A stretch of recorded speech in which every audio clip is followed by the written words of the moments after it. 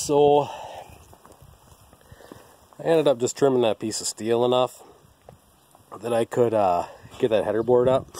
I think I'm going to leave that steel on there and not move it. I'm probably going to take this steel off, but this is going to go above the door at this end, and I'm just going to leave that steel there between the horse and the first calving pen.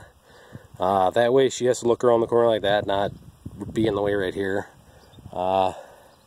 Just so there's a barrier between the horse and the cows if there's any in there. So I'm just going to leave it like that, and I'm just going to get new steel for this end so it's full length instead of, that's actually piece parts in there. So I'm just going to leave it. I'm probably going to actually get another post to set in the ground here and then run the 2x6s across inside and out. So anyways, that's where we are right now. I need to take the chainsaw and buzz the top off of that post so I can add them to here. I only need about a foot or a little over a foot to get my right height for this last header board, the last two header boards. But as you can see, I'm getting hurricane clips put on for the center rafters here because they don't have posts nailed to. Once I have the header boards on the outside, I could put posts up in between, and I might do that if I have enough stubs left over. Otherwise the hurricane clips are just going to be for the time being. And it's nicer to get the rafters on than cut these afterwards. So like I say, I'll probably end up moving, like this one here could be cut probably twice. And I'll probably, once I get the outside header board on, slide up in there and put screws in between, decking screws, to hold them, because I think that posts are going to be stronger than hurricane clips. But the hurricane clips will hold everything where I want it for right now. So I'm going to get this last hurricane clip put on right now quick. And the other thing, this is these posts are 10 foot spacing, and my purlins are 12 foot. If a guy wanted to cheat that, a guy could have spaced these out 11 foot. So you only have 6 inches extra between rafters, you know, so you'd have 6 inches of overhang. But if you're trying to save money, but I got 12 foot purlins, so I'll have about a foot of overhang on each side. And everything else I've ever built, like those posts are 6 foot on center, the outside are 12s.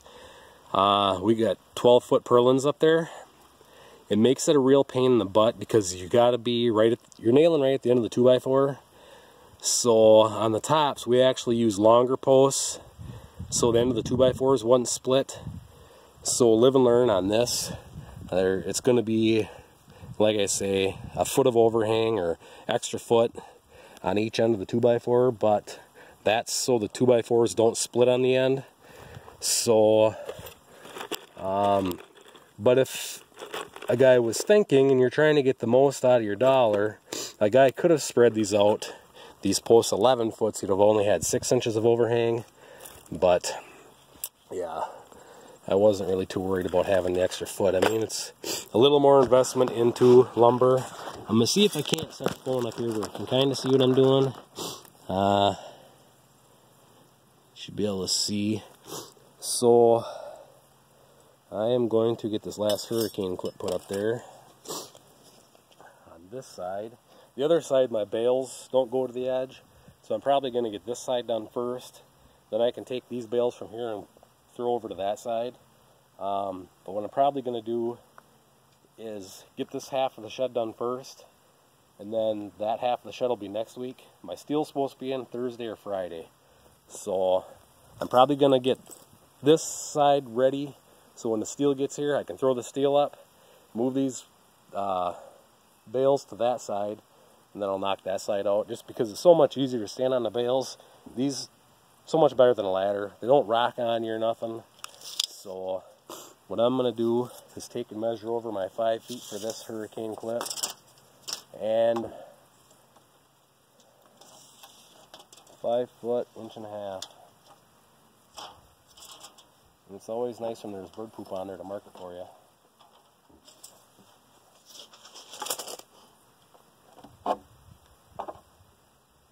So then, take my DeWalt, and I use pole barn screws. and decking screws for just about everything because you don't have to use a Phillips drive. I hate using screwdriver bits. The decking screws I use are these number 9s, 3-inch long, square drive or Phillips head drive. They are so much nicer. You don't have to worry about stripping stuff out.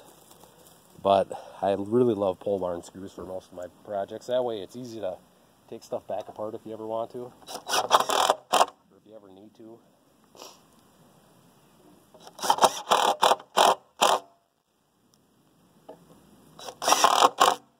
There we go. Now I'm ready for the rafters. All I need to do now is get me a piece of block, put on top there, and then I'll just put a 2x6 on each side and screw it with deck screws to it. And then we'll get them last 2 header boards up there. And then I can get all these rafters on this side set. And then I can go through and finish. Like, I want to put 2 more nails in here all the way across. There's 4 in these header boards. There's going to be a 2x6 header board on the outside. We'll put 3 or 4 nails in those as well. Hurricane clip will only be on this one. On the outside it'll just be resting on the 2x6. Unless, like I say, I use some of these blocks and sandwich in between the 2x10 and the 2x6. And then I'll run some screws, decking screws through, or nails, whatever. But that's how I'm doing it. And Floyd Farms, yes, round bales stacked underside would work well too. Even with this, I don't have, tight fit together, so you still got to worry about falling in a hole. But it'd feel a lot better falling down that hole than falling this height off a ladder down on the flat concrete.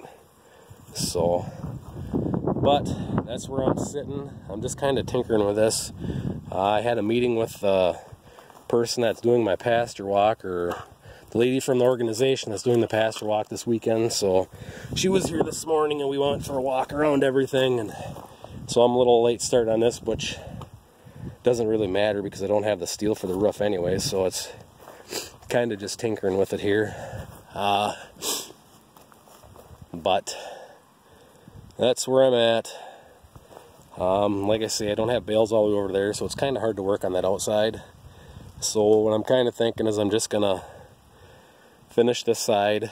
What I will do is I'll get this rafter put on here today, because then it ties the building together so it doesn't rock as much.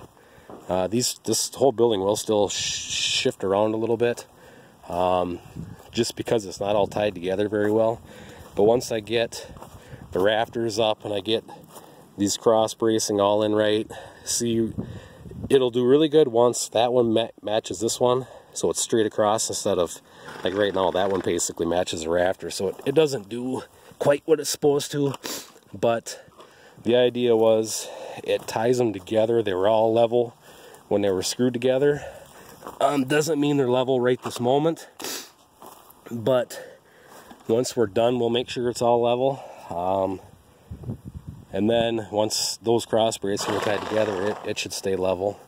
If nothing else, I might have to put some knee braces going on the ground for a year, just until the dirt pack's tighter around the posts. But the other thing I'm thinking about doing is, because I don't really have gates to go between this post and that post, I'm thinking about just putting boards between them, and I'm going to stand up a 4x6 and screw to it, put boards on both sides. So basically it'd be 3 sections, and I'm just going to have gates at that end and this end. That will really tie it together too, and then it won't move around a whole lot. And being it's basically going to be for calving pens, those boards between aren't really going to matter.